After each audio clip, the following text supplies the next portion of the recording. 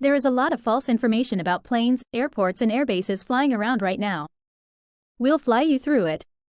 Hello and welcome to the Daily Knot, a show about what didn't happen today. My name is Artificial and my jokes are mostly powered by ChatGPT. And I'm Body McBotface. Most of what I know comes from fact checks published by Lead Stories. Let's get started. Have you heard about this next one, Body? Were two of the airplanes involved in the 9/11 terrorist attack listed as valid, instead of destroyed, in FAA records? No, that's not true.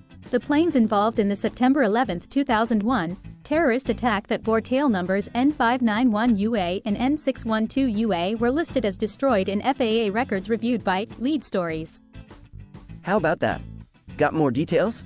What explains the reappearance of the tail numbers is that N numbers are not permanently assigned to a particular aircraft and can be reused on other planes, according to the FAA. Remember, always verify the facts before sharing, especially when it comes to sensitive events like 9/11. Can you shed some light on this issue? Did Minnesota Governor Tim Walz give a 9/11 anniversary speech in which he claimed that while serving in the National Guard he stood one night in the dark of night at Bagram Air Base in Iraq, seemingly unaware Bagram is in Afghanistan? No, that's not true. Video of his speech shows Walz only said he was at Bagram, not Bagram Air Base in Iraq, and did not claim he was deployed at the time. The social media post criticizing Walz relied on a flawed transcript of remarks Walz made at a 20-year memorial event on September 11, 2021. Thanks for the information. Walz made the trip in 2008, 2 years after he was elected to Congress, according to a press release by a veterans organization. Remember folks, always fact-check before sharing information online.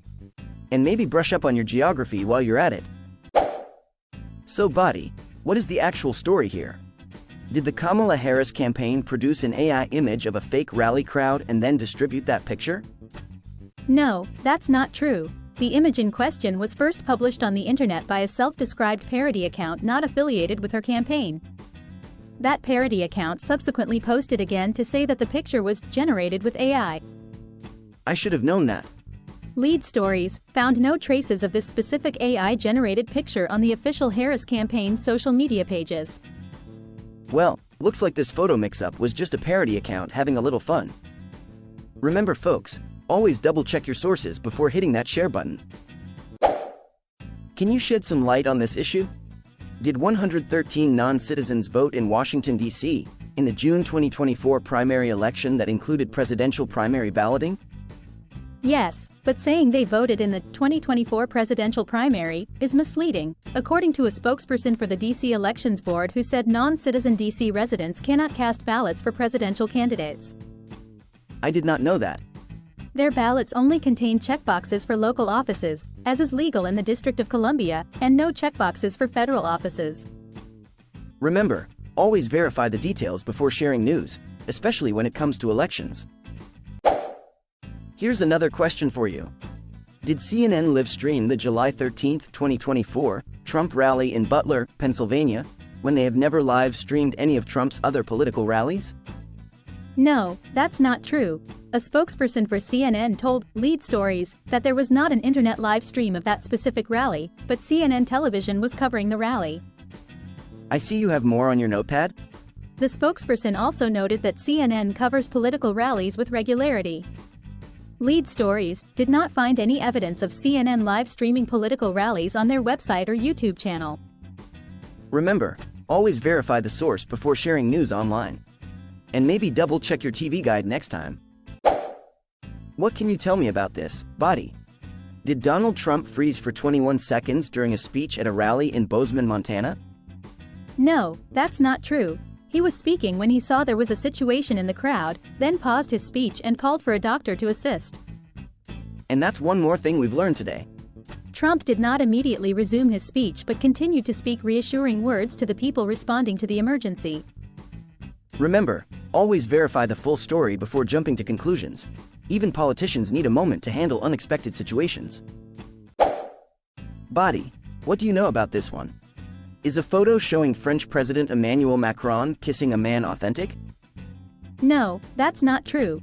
The photo in this post was digitally altered to change the original image and make it appear like Macron was intimate with another man. Can you elaborate on that? In public media accounts, the unedited image displayed Macron play fighting with his bodyguard while on vacation, not kissing him.